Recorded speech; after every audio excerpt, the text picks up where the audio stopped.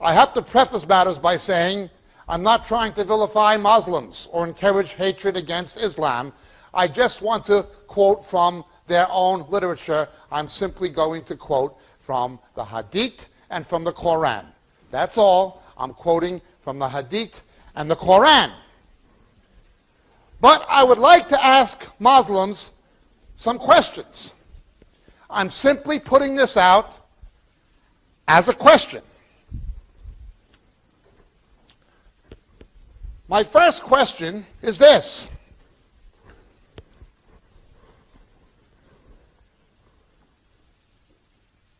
How can you expect anyone to believe the following? That somebody was a prophet of God. They are the greatest prophet of God. That there is no prophet greater than they are, and God has had no greater or no higher spokesman than this person. What would you say of somebody who, at the age of approximately 53 or 54, married a little girl at the age of 6,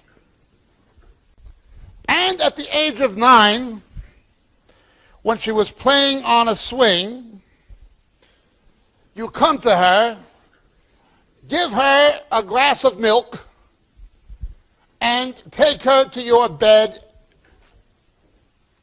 and take her virginity?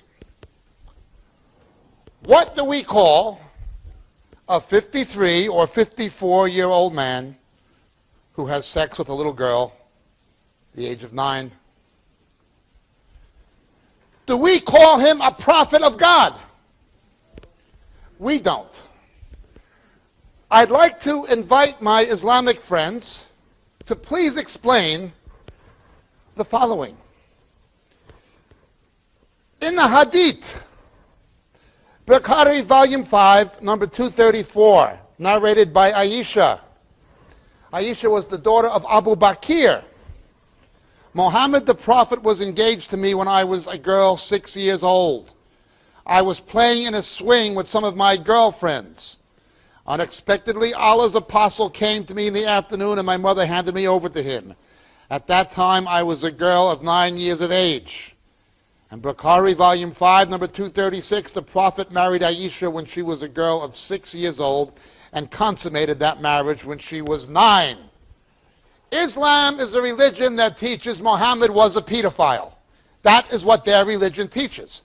I, as a Christian, am not calling Muhammad a pedophile. No Jew ever called Muhammad a pedophile. Muslims call Muhammad a pedophile. That is what their religion teaches. This man had sex with Aisha, the daughter of Abu Bakr, when she was a little girl. He was a middle-aged man. Can you please explain to me why, since your religion in the Hadith teaches your prophet was a pedophile, how can you expect any Western person, any Christian, any Jew, anybody, to believe that a man who would have sex with a little girl is the greatest prophet? How can we believe such a man was a holy man? Now again, I'm not trying to incite hatred against Muslims. I'm not trying to blaspheme your religion. I'm not trying to insult your prophet. I'm simply saying what your religion teaches. Your religion teaches that this man had sex with a little girl. Can you please explain to me why I should believe a man who had sex with a little girl is God's greatest prophet? I can't find any Muslims who will explain this to me. I've been to the Persian Gulf, I've been to Morocco, I've been to Turkey, I've been to Indonesia, I've been to Malaysia, I've been from one end of the Muslim world to the other. I've talked to Muslims in London and America, I've talked to Muslims a lot of places. Can one of you please tell me how you can believe a man who would do such a thing is the greatest prophet of God, and why I should believe he's the greatest prophet of God? What do you want to do? Kill me or kill somebody for quoting from your own book? I didn't write that book. That's your book. It's not my book. I'm simply reading your literature. What do you want to do? Hate me for reading your book? I'm only reading your book. It's your book, not mine. Don't hate me. Don't try to kill me for reading your book. You wrote it. I didn't write it. It's not my book. Christians didn't write this. It's your book. What do you want to do? Hate me for writing it? Kill me because I read something in your book? If you find it offensive, why do you believe it? Please answer me the question. If you want to look it up in your book, it's in the Hadith. Bukhari, Volume 5, Numbers 234 and 236. Your religion teaches Muhammad had sex with a little girl.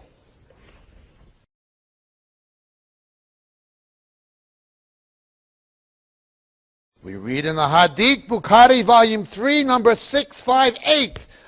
Narrated Aisha, a man called Labid bin al-Assam from the tribe of Bnei Zarek worked magic on Allah's apostle until Allah's apostle began imagining that he had done a thing that had not really been done. Bukhari, Volume 7, Number 660 says, narrated again by Aisha, magic was worked on Allah's apostle so that he used to think that he had sexual relations with his wives when he actually had not. He's under the effect of magic or witchcraft. Bukhari, Volume 7, Number 661, narrated by Aisha, magic was worked on Allah's apostle so that he began to imagine that he'd done something, although he had not. How can you be sure in the historicity of Muhammad and the deeds attributed to him when the Hadith says he used to go around thinking he did things that he didn't? As if he was senile, only it was not senility, it says he was bewitched. When your own literature says, because of some kind of occult or magical or witchcraft practice, he imagined he did things he didn't, how can you be sure he did anything?